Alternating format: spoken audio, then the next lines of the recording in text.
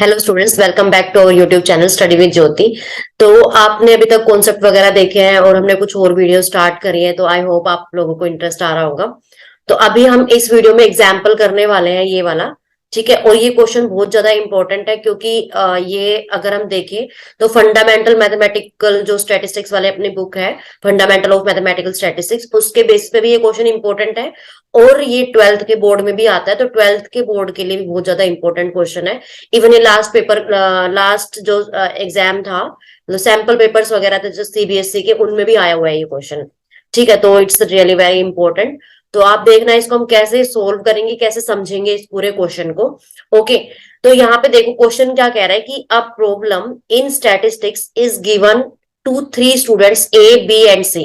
ये जो स्टैटिस्टिक्स है, यहाँ पे केवल स्टैटिस्टिक्स नहीं हो सकता, कुछ और वर्ड भी हो सकता है, कोई और सब्जेक्ट का नाम, तो इससे कुछ मैटर नहीं करता।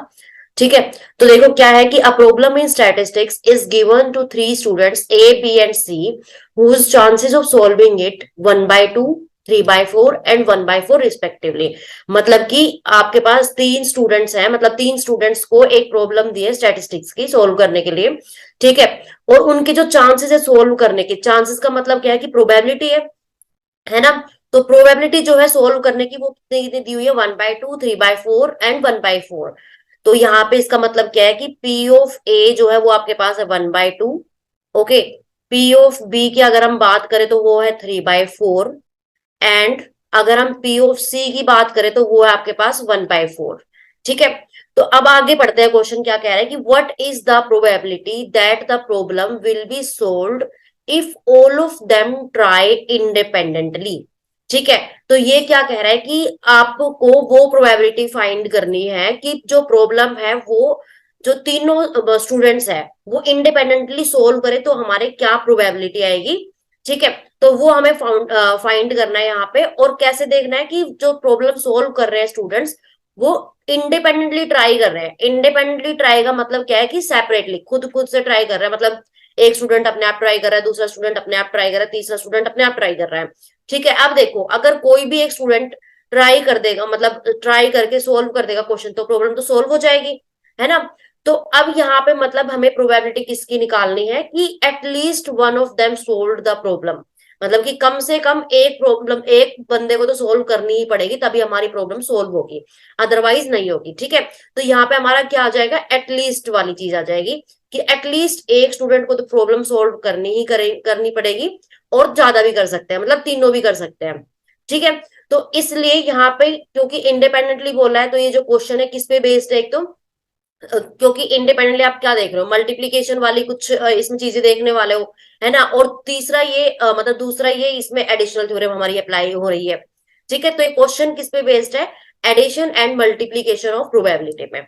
ओके, तो यहाँ पे देखो जो हमें प्रोबेबिलिटी निकालनी है वो कौन सी निकालनी है कि P of A union B union सी।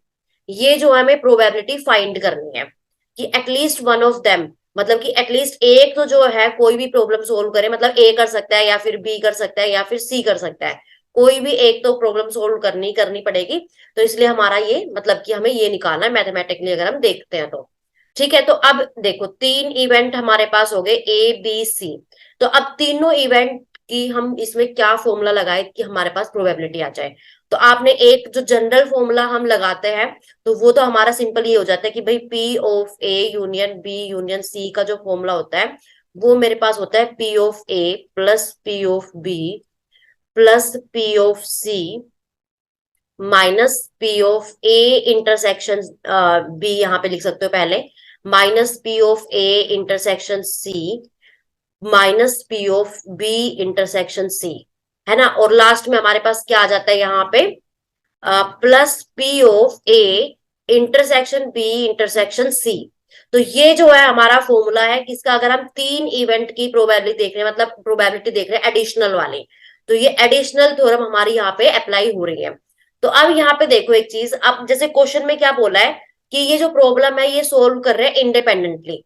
ठीक है, तो इंडिपेंडेंटली का मतलब क्या है कि भाई वो सेपरेटली सोल्व कर रहे हैं। और इंडिपेंडेंट की आपने एक डेफिनेशन पढ़ी हुई है कि पी ऑफ ए इंटरसेक्शन, अगर मेरे पास बी होता है ये, तो इसका फॉर्मूला होता है मेरे पास P of A into P of B. Right, तो जहां जहां पे आपको इंटरसेक्शन दिख रहा है आप यहाँ पे अपनी इंडिपेंडेंट वाली प्रॉपर्टी लगा दोगे, जिसको हम बोल सकते हैं multiplication theorem of probability also, अगर आपके जो इवेंट्स है, क्योंकि वो क्या है, इंडिपेंडेंट है। तो ये जो आपका सिंपल फॉर्मूला किस में कन्वर्ट हो जाएगा, P of A plus P of B plus P of C as it is. अब ये हो जाएगा P of A dot P of B minus P of A dot P of C. ठीक है, नेक्स्ट क्या हो जाएगा, P of B dot P of C, ये आपका प्लस में है तो plus P of A dot P of B dot P of C. ठीक है, तो ये हमारा जो है इसमें कन्वर्ट हो जाएगा। अब देखो यहाँ पे आपके पास सारी प्रोबेबिलिटी गिवन है, तो आप इजीली कैलकुलेट कर दो, मतलब आपको यहाँ पे जस्ट वैल्यूज पुट करनी है तो सोल्व हो जाएगा।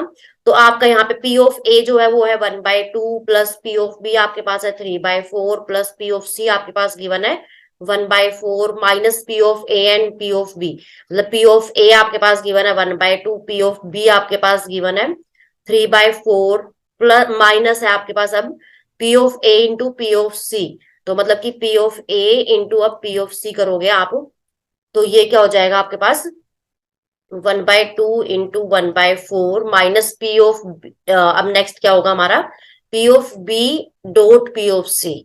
तो मतलब कि प्रोबेबिलिटी बी वाले की तो 3/4 इंटू 1/4 प्लस आपके पास तीनों की प्रोबेबिलिटी लिख दोगे तो तीनों की हमारे पास है 1/2 इंटू 3/4 इंटू 1/4।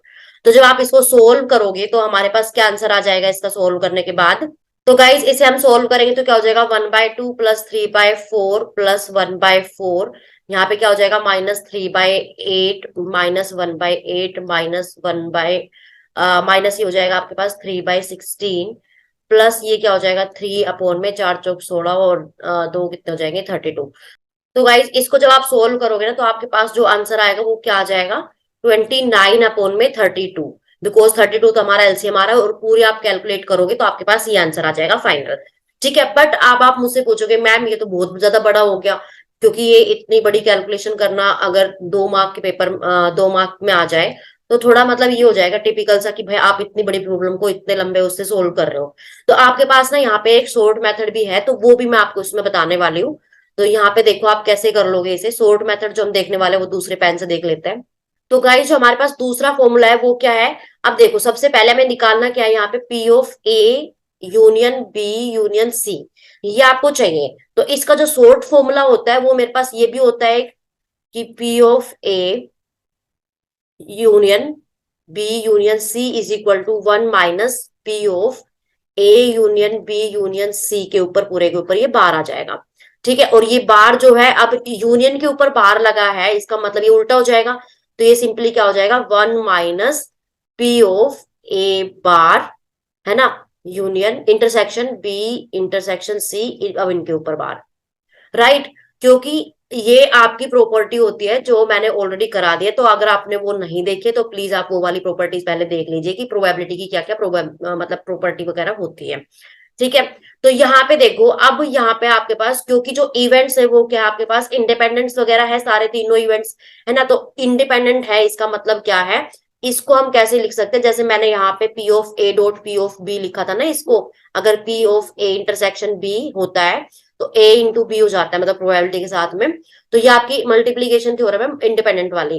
तो ये भी आपका क्या हो जाएगा कि 1 minus P of A bar dot P of B bar dot P of C bar. Okay, तो अब यहाँ पे आप इजीली जो है कैलकुलेट कर सकते हो P of A bar P of B bar P of C bar, क्योंकि आपके पास ऑलरेडी पी ऑफ ए तो गिवन है, तो यहाँ से हमारे पास जो है पी ऑफ ए बार जो है वो मेरे पास क्या आ जाएगा 1 माइनस 1/2, दैट इज 1/2। अगर हम पी ऑफ बी बार की बात करते तो ये मेरे पास क्या आ जाएगा 1 माइनस 3/4, दैट इज 1/4। एंड अगर हम पी ऑफ सी की बात करते तो ये आ जाएगा 1 माइनस 1/4, दैट इज ये आ जाएगा 3/4। तो यहाँ पे जो आप सारी वैल्यूज पुट करोगे तो 1 माइनस 1/2 इंटू 1/4 इंटू 3/4, तो आपके पास जो फाइनल आंसर आएगा वो क्या आ जाएगा 1 माइनस 3 में 4×4 = 16, 16×2 = 32, ये 32। अब यहाँ पे एलसीएम लोगे तो ये क्या हो जाएगा आपके पास 32 माइनस 3 में 32। ठीक है, क्योंकि एलसीएम लोगे ना यहाँ पे 1 मान के, ठीक है, तो ये आपके पास जो है ये क्या आ जाएगा 29/32।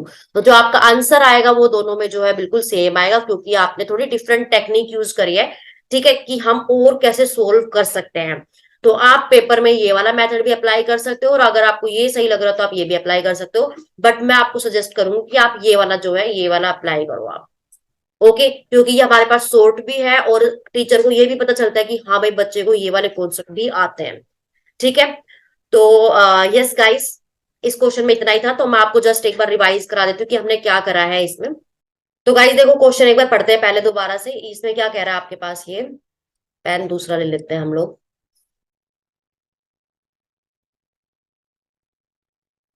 तो देखो क्या है कि a problem in statistic is given to three students ABC. सबसे पहले आप क्या कर रहे हैं कि तीन स्टूडेंट को एक प्रोबेबिलिटी मतलब एक प्रॉब्लम थी स्टैटिस्टिक्स की, वो सोल्व करने के लिए दे दी।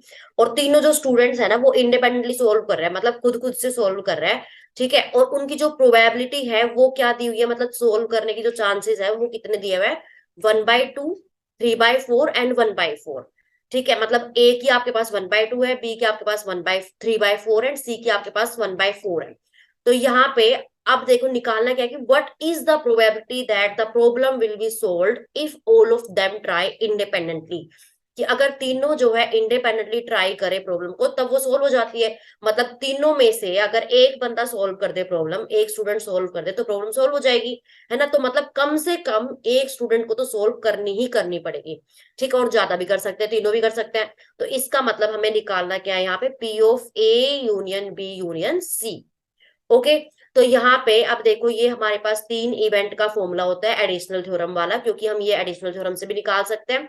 और दूसरा आपके पास यहाँ पे ये वाला भी होता है कि डायरेक्ट हम वन माइनस इसका बार माइनस कर देंगे पूरे का, तो भी हमारे पास निकल जाएगा। अब ये क्योंकि इवेंट्स जो है इंडिपेंडेंट है, क्योंकि वो इंडिपेंडेंटली सोल्व कर रहे हैं, म्यूचुअली इंडिपेंडेंट।